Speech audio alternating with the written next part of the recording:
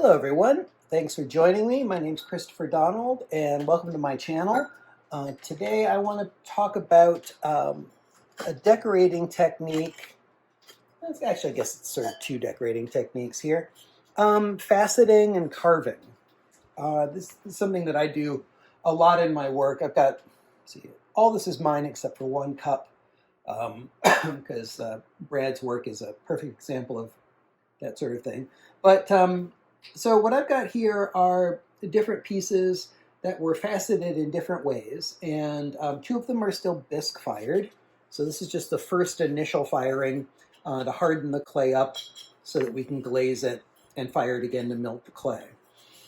This one here is a nice example of just using faceting in a limited area so that I'm using the foot and the lip as almost a frame for the faceting. And I don't have any of it on the inside. It might have been kind of fun to do that same faceting on the lip here. That could have been interesting.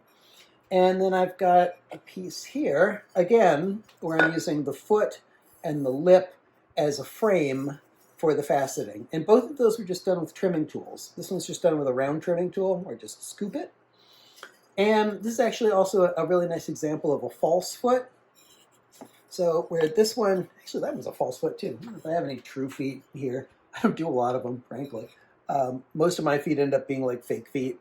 There you go, this guy.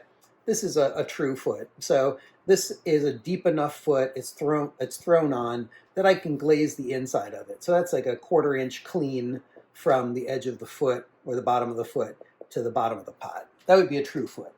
A false foot is one I'd consider that there's not enough space here between the bottom of the bowl and the bottom of the foot to actually glaze this part. So I would call that a false foot. That and the fact that I'm basically using part of the wall to mimic a foot. So when you look at it like this, it looks like, oh, well, that's part of the foot, but it's actually part of the wall. So there's another faceting example. And the reason why faceting is so effective is that when you glaze it, the glazes can react to that difference in the texture and the highs and lows on the surface of the clay. And you get some really nice effects. This one is a little bit less regular, so it almost has a more like, I don't know, it's like it's crinkled feeling than it is faceted. But that was also done with just a faceting wire. And here's another one similar to that bowl where I just used the middle and kind of framed it, and it breaks really nicely on that. This is an interesting example. So this one, the outer clay of this mug is marbled clay, meaning that I actually took two different color clays and folded them together in order to create a marbled pattern that runs through the clay. And then when you facet it, you get bullseyes. It's actually really, really kind of cool. I love that effect, that you get these cool little bullseyes on there. And this one is where you take the faceting and it starts to become more carving. I actually did enough of it that this whole lip just becomes a texture. And that's by using the same tool that I used to do, say like this texture, but I just take it to an extreme. And it becomes more of a texture than a pattern. And I would say it's kind of crossing the line into being more carved than just faceted. It's a subtle difference, but this piece here is one that has been carved. So I did it very similar to how I do sgraffito. A couple of big differences though. One is that I outlined where the leaves were going to be, and while the cup was still a little bit soft, and then I was able to use my fingers and push out the clay so that these leaves have a little bit more dimension to them. They actually come out from the side of the clay, the side of the wall. And then I carved around them. And I carved them very similarly to how I do sgraffito. I just went a little bit deeper, a little more aggressive, so that it's more like carving wood than it is just carving through that thin layer. And then the last faceting example I'd like to show is a mug by Brad Schweiger.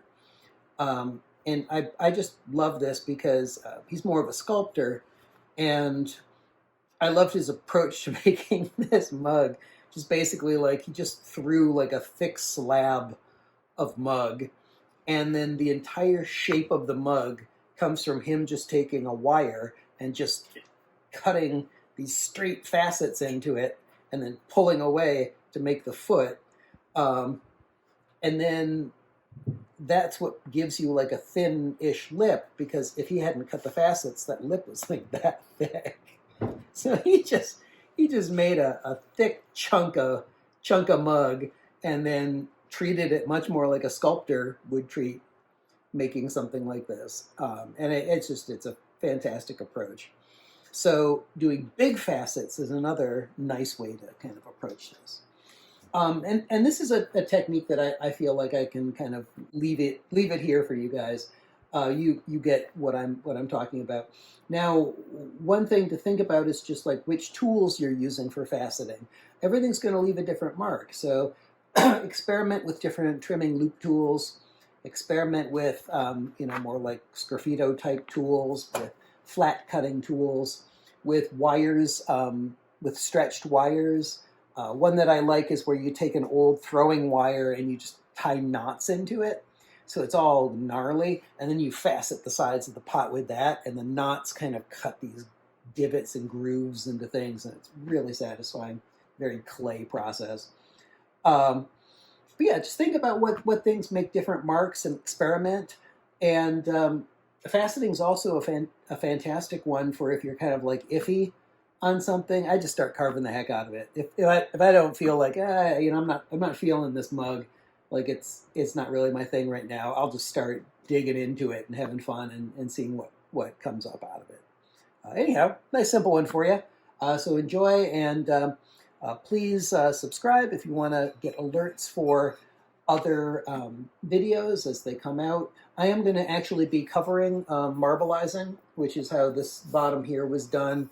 And I mentioned that I did this for marbling the clay before carving through it. I should have a video on that coming out in the next week or so. So see you soon. Thanks for tuning in. Take care. Bye.